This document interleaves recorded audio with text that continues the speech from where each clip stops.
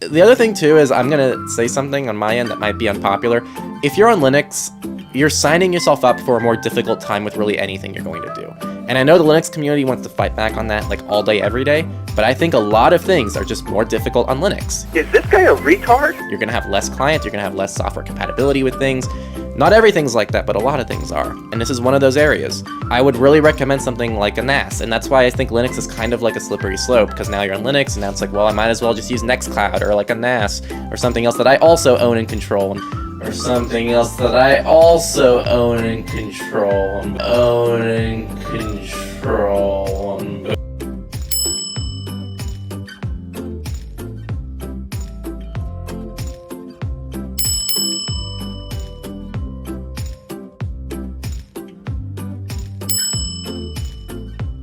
Apple is tracking you even when its own privacy settings say it's not, new research says.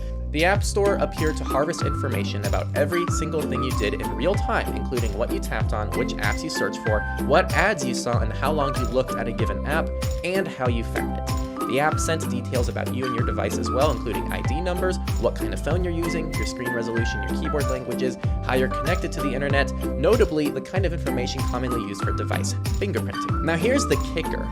Opting out or switching the personalization options off did not reduce the amount of detailed analytics that the app was sending. Google sued over biometric data collection without consent. Texas Attorney General Ken Paxton has sued Google for allegedly collecting and using biometric data belonging to millions of Texans without proper consent.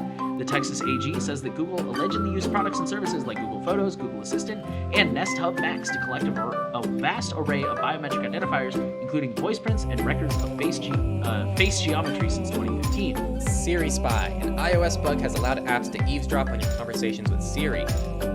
In short, any app with access to Bluetooth could record your conversations with Siri and audio from the iOS keyboard diction feature when using AirPods or Beats headsets. This would happen without the app requesting microphone access permission and without the app leaving any trace that it was listening to the microphone. Apple does have mitigations in place for this, but this is still worth being aware of. Story comes from the state of Arizona, where the Attorney General has announced an $85 million settlement with Google over a location privacy lawsuit. The AG's name is Brnovich, and this lawsuit alleged that Google was tracking location data even when users opted out and turned off the little button, and then continues to allege that they went on to use that data to generate more than $130 billion in revenue. So, personal opinion, I don't know if an $85 million settlement is really a win, but I guess it's something. I don't know. The tweak, which is that iOS VPNs have leaked traffic for more than 2 years, according to a researcher. But he says that VPNs on iOS leak traffic. The original story I saw was the actual research paper, and I kind of skimmed it. I recommend you read it. It gets pretty technical, but it's also easy to understand in some areas.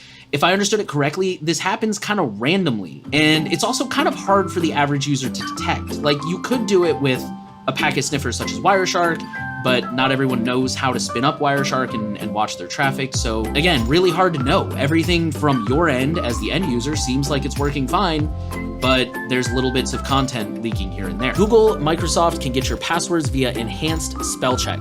So enhanced spell check, according to the article, is a different feature from the regular basic spell check. So by default, basic spell check is enabled for everybody. You can opt in to enhanced spell check, which I'm not really sure what additional features it offers, but it's basically a keylogger. It submits all of the text back to Google and Microsoft. I'm assuming that depends on like what software you're using for spell checking. And that means that they could get copies of personal information, social security numbers, passwords, all that kind of stuff. So yeah, if you're using Google or Microsoft products, just be sure not to enable that and beware.